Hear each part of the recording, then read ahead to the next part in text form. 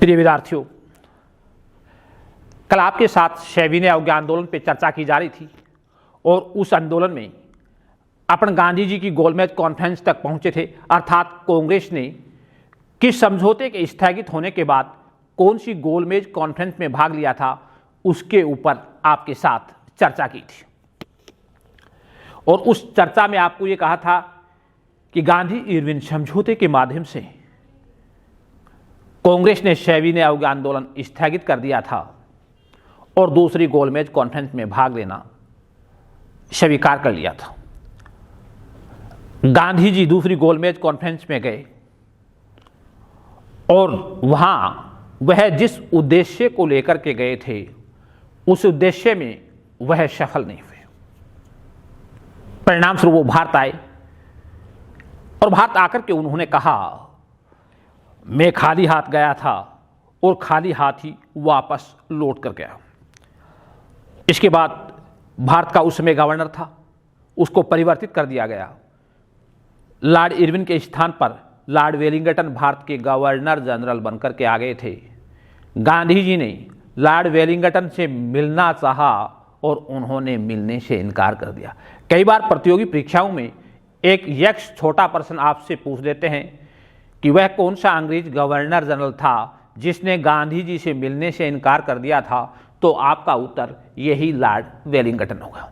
अब गांधी जी ने पुनः सविनय अवज्ञा आंदोलन करने का निश्चय किया और वापस उन्होंने अंग्रेजी सरकार के खिलाफ आंदोलन प्रारंभ कर दिया था और वापस वही चरम पर जा रहा था।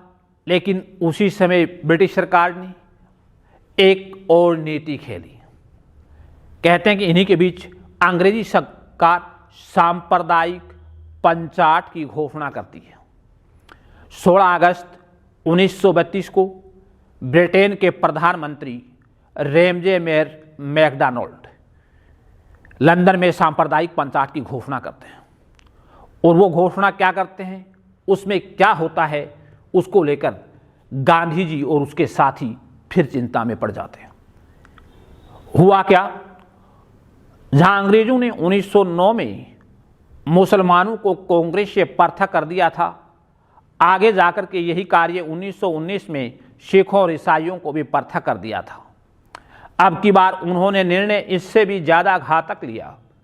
उन्होंने क्या किया, हरिजनों को भी हिंदुओं से पृथक कर दिया। कहते हैं कि गांधी जी को इस बात से बड़ा आघात लगा।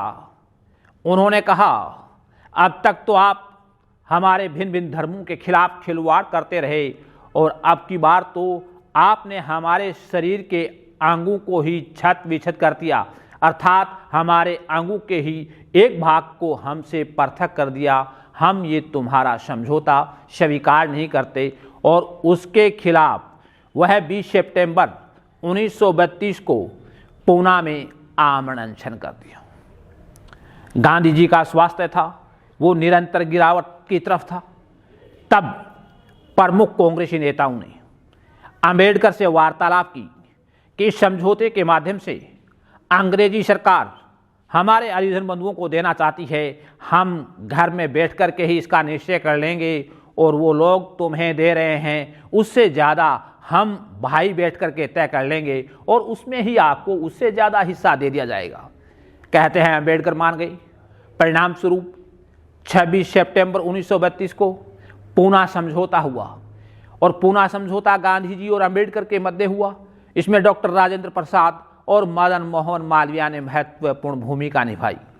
इसमें जो सांप्रदायिक पंचाट में जो सुविधाएं हरिजनों को दी जा रही थी, उनसे उसमें दोगुनी कर दी गई।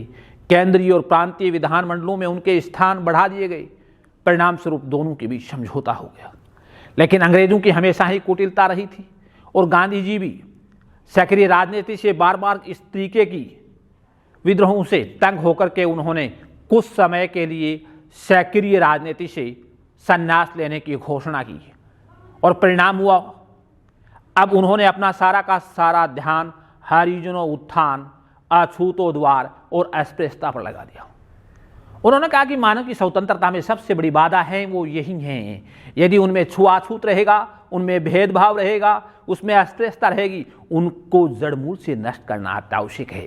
पहले उनको समान अवसर देना है और समान अवसर में उनको सभी को अपने समकक्ष लाना है, तब जाकर के भारत की स्वतंत्रता अच्छे अर्थों में होगी। इसलिए उन्होंने इस समय अपना ये आंदोलनों पर ध्यान दिया।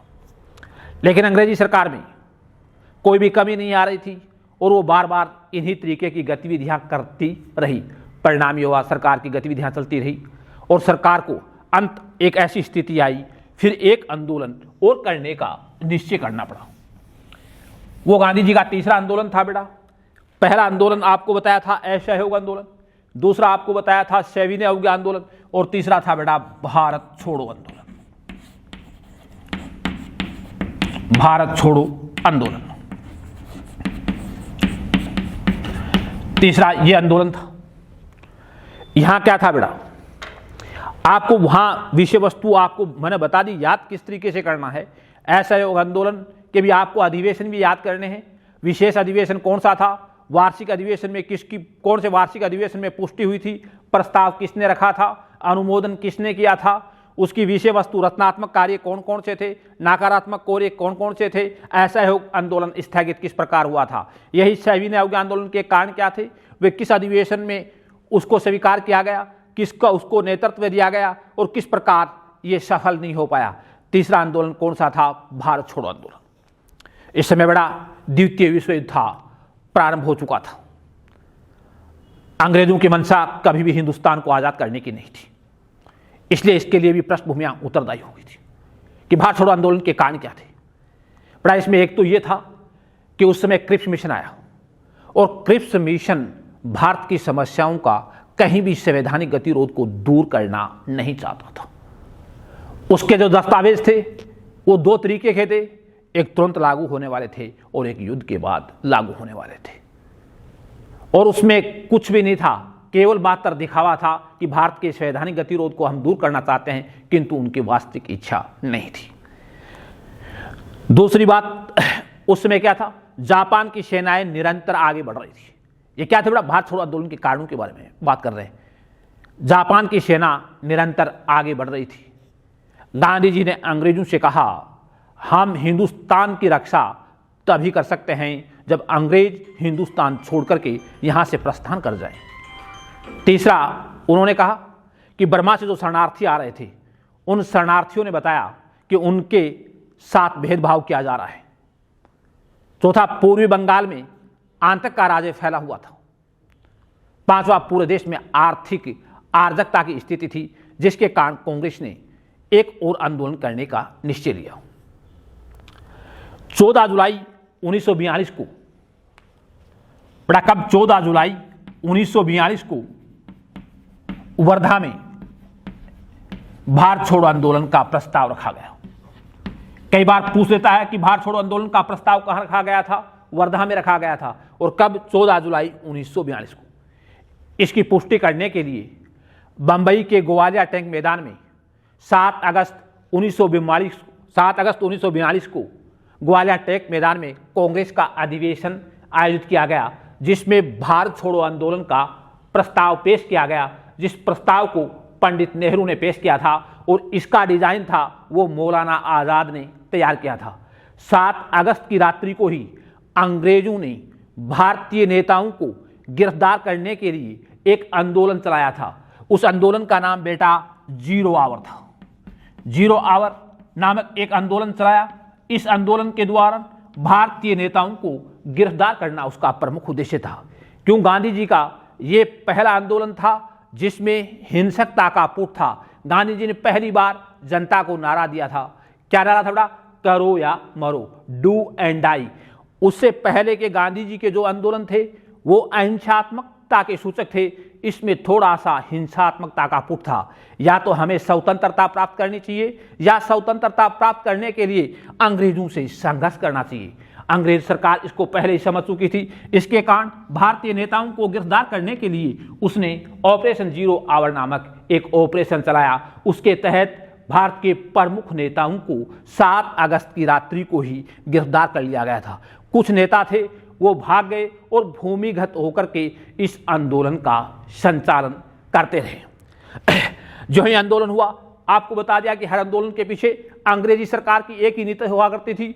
जो ही आंदोलन कांग्रेस के नेतृत्व में होता, वह कांग्रेस को गैर कानूनी संस्था घोषित कर देती और उसकी संपत्ति को हड़पने का प्रयास करती।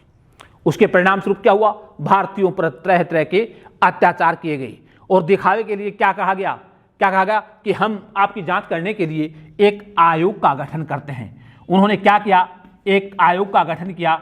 उस आयोग का नाम था विकेंडन आयोग। यहां आपको बड़ा 4-5 तथ्य ही मैं आपको बताता हूं। इसने अपनी रिपोर्ट 29 नवंबर 1943 को प्रस्तुत की थी, जिसमें अंग्रेजी सरकार को दोषी सिद्ध नहीं किया था।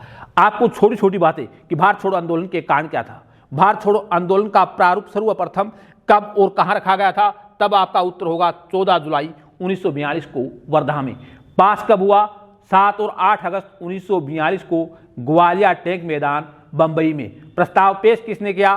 पंडित जवाहरलाल नेहरू ने। इसका प्रारूप किसने बनाया? मौलाना आजाद ने।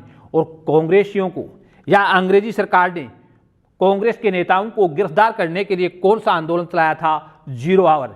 और या अगला कि किसने, ब्रिटिश सरकार ने या अंग्रेजों ने इस आंदोलन की जांच करने के लिए किस आयोग का गठन किया था? विकेंडन आयोग का, जिसने अपनी रिपोर्ट 29 नवंबर 1943 को प्रस्तुत कर दी थी। इसके बाद अगली चर्चा आपके साथ कल की जाएगी।